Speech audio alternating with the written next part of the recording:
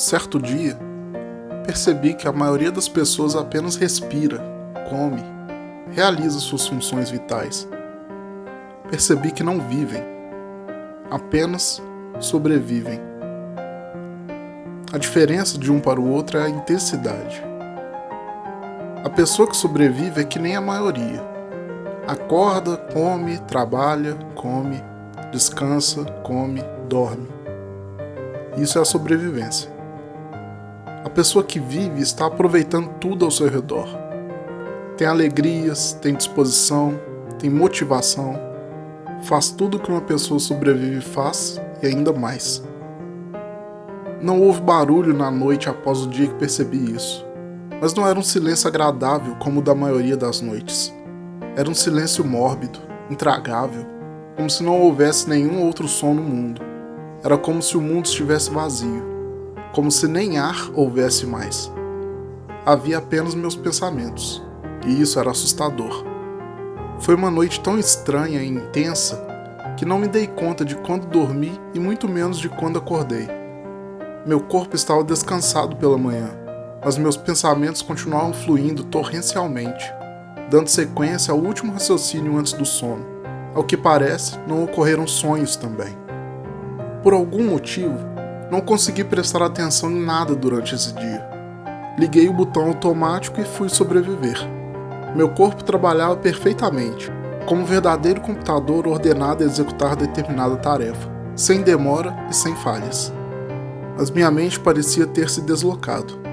Não estava trabalhando no mesmo nível do meu corpo. Foi um dia o qual eu atravessei sem nem perceber. Pessoas falavam comigo e eu respondia mecanicamente. Talvez eu devesse ter prestado mais atenção, mas parece que não perdi nada. Estou inteiro aqui, em minha cama, e novamente sinto que não vou perceber quando dormir. E novamente aqui está aquele silêncio aterrador, sideral, vazio. E no fim, só havia tristeza. Talvez fosse essa a palavra que melhor transcrevia meu sentimento nessas noites que se seguiram. Merda. Eu preciso viver, urgente. Então, quando percebi que era hora de ir trabalhar, eu simplesmente não fui. Liguei para o escritório e me demiti, assim mesmo, por telefone. Ninguém ali me faria falta, e eu não faria falta a ninguém. Arrumei minha mochila e parti para os Alpes suíços, me aventurar. Sim, talvez isso seja viver. Então os sons voltaram. Ouvi pássaros cantando, nascentes escorrendo, cervos correndo. Ouvi o chamado da natureza. Ouvi o chamado da minha alma, que clamava por algo a mais do que aquela vidazinha corriqueira. Meu coração precisava viver. Sim, isso é viver.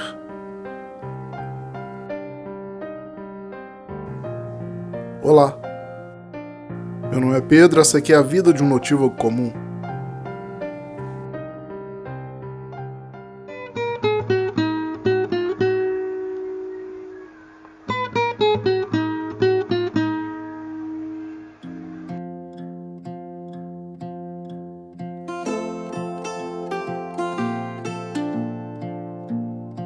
O episódio de hoje vai ser basicamente só leitura de texto mesmo.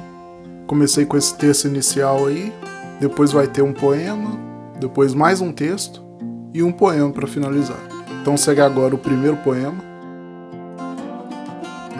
Ilustres seres de olhares inocentes vivem voando, cantando, embelezando em nossa paisagem urbana de cinza, onde o verde vai se acabando. O que nos espera quando pássaros nos olham, pequeninos, muito curiosos? Esperam que matemos seu ácaro? Ou simplesmente nos olham charmosos? Flores abundantes, realmente aos montes, cores mil, verde, brando anil. Cuidemos de nossa casa, lar, abrigo, ou perderemos nossas ricas e lindas fontes. A natureza é acolhedora, não boba. Ela entende que é maltratada. Enganamo-nos achando que é infinito, esse amor de uma terra quase acabada.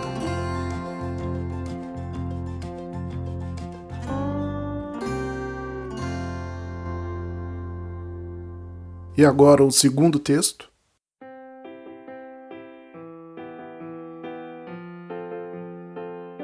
Crono. Crono. Acorde, Crono. Ouço minha mãe entrar no quarto e ir até a janela, provavelmente para abrir as cortinas. Droga, quero dormir mais. Você vai se atrasar para a Feira do Milênio. Levante logo. Ela abre as cortinas e deixa a luz invadir o cômodo, inundando-o com o brilho matinal tão comum, mas ainda tão bonito. Era hora de partir. Crono levantou-se e espreguiçou-se, como parte de seus exercícios matinais. Era necessário estar sempre em forma. Além do mais, uma espreguiçada sempre ajuda a espantar o sono. Antes de descer, ele deu uma olhada em seu quarto mais uma vez, procurando recordar tudo o que via. Subitamente voltou para perto da cama e apanhou uma bolsinha de moedas logo embaixo dela. Eram suas economias, conseguidas após fazer alguns trabalhos comuns a um adolescente ainda sem trabalho. Aproveitando a pequena viagem, pegou também sua espada de madeira, que usava para treinar. Era comum andar com espadas, afinal. Agora sim, poderia ir. Ao abrir a porta, sua mãe o chamou. Sua amiga, Luca, estava te procurando mais cedo. E antes de ir, tome aqui um dinheiro extra. Aproveite. Ela entrega mais algumas moedas a Crono que, agradecendo com um sorriso, deixa a casa. A feira não era muito longe de sua casa. Ela estava acontecendo na famosa praça onde se encontrava o sino Line, batizado em homenagem a uma rainha já falecida há bons 400 anos. Ela era tida como uma rainha benevolente, e por isso, os cidadãos quiseram homenageá-la com um sino que ressoasse majestosamente. Seu som era lindo, apesar de raramente tocado. O clima era de festa pelo caminho. Muita gente seguia para a praça. Era o aniversário de 1000 anos do reino de Guardia. A festa era aguardada há muito tempo, desde que os rumores do grande evento começaram a correr por todo o continente, há cerca de 2 meses. A praça estava mais enfeitada e viva do que nunca. Era a primeira vez que Crono via tanta gente. Sua vida, até então, se resumia ao pequeno vilarejo onde morava. Por ser um vilarejo portuário, que fazia conexão marítima com a cidade de Porri, ao sul, e com a cidade dos místicos, Medina, a sudeste, muitas pessoas passavam por lá, mas nada parecido com o grande evento batizado de Feira do Milênio. Apesar de saber que durariam vários dias, Crono não podia perder nem um minuto sequer da festança. Então, foi se aventurar pela praça e descobrir as atrações. De tanta empolgação, não poderia apenas caminhar. Partiu em disparada para descobrir que havia realmente uma corrida acontecendo. Entrando no meio da pista, acabou atrapalhando alguns competidores. As pessoas que apostavam fizeram um olhar de reprovação tão intenso que poderia ser palpável. Ainda correndo, Crono apressou-se em se retirar da pista, indo em direção às barraquinhas. Passando perto do sino, trombou com uma mulher que aparentava ter a sua idade. Por não estar esperando um furacão vir de encontro a ela, perdeu o equilíbrio e foi ao chão. Crono apressou-se em ajudá-la a se levantar. O sino badalou 2 vezes, fazendo reverberar seu som magnífico. "Estou bem", disse a jovem. Ela tinha cabelos longos e louros, presos em um rabo de cavalo muito bem feito. Ao se levantar, percebeu que seu colar havia se soltado, provavelmente devido ao choque. "Meu colar? Não consigo achar meu colar." Dito isso, começou a procurar nas imediações. Crono pôs-se a procurar também e acabou encontrando o pingente. Era feito de uma pedra azul celeste, envolta de um adorno dourado. Ao entregar o colar, a jovem moça agradeceu bastante. "Eu não sei o que faria sem ele. É muito importante para mim. A propósito, eu sou nova aqui e não conheço muito bem o lugar. Você poderia me mostrar?"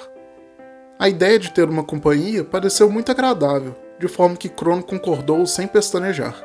Aproveitar o festival sozinho era bom, mas aproveitar com outra pessoa era ainda melhor. "Meu nome é... Marley", disse a jovem. Então, Crono também se apresentou e foram andar pela feira.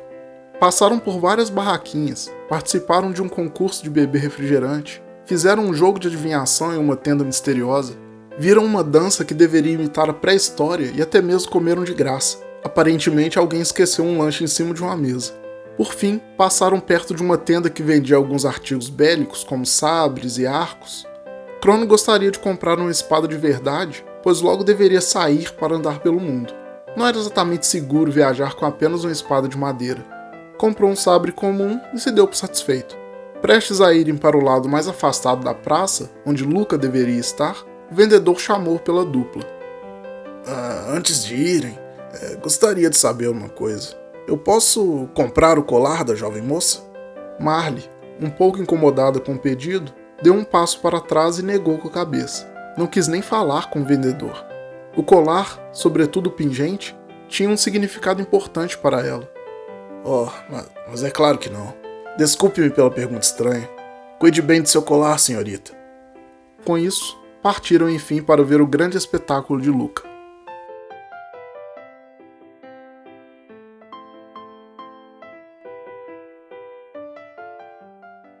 E agora o segundo poema.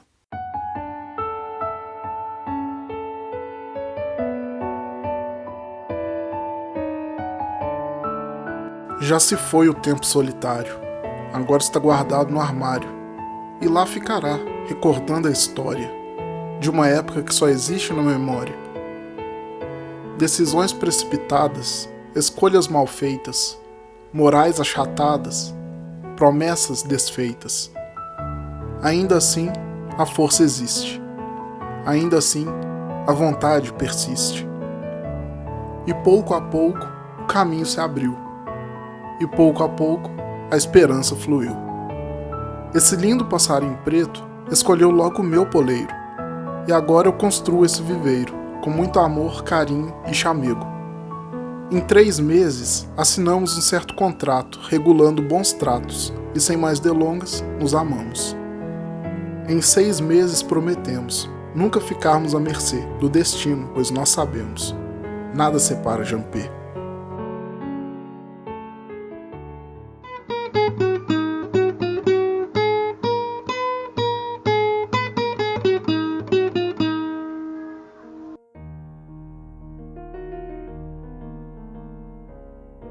Bom, então esse foi o episódio de hoje.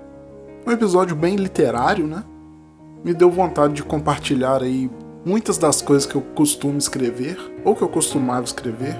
A maioria do que eu li já foi escrito há um bom tempo. E sim, a maioria dessas coisas eu escrevi à noite, podem ter certeza. O primeiro texto é um que eu escrevi há muito tempo, quando eu estava meio depressivo. Na verdade, quando eu estava bastante depressivo. E nomeei ele de Vivo, ou Alive em inglês. Sim, eu nomeei em inglês porque eu tinha essa mania. O primeiro poema se chama Abrigo da Máquina, que inclusive ele é meio que continuação de um outro que se chama A Máquina. Eu escrevi também já tem um bom tempinho, lá em 2014, mais ou menos.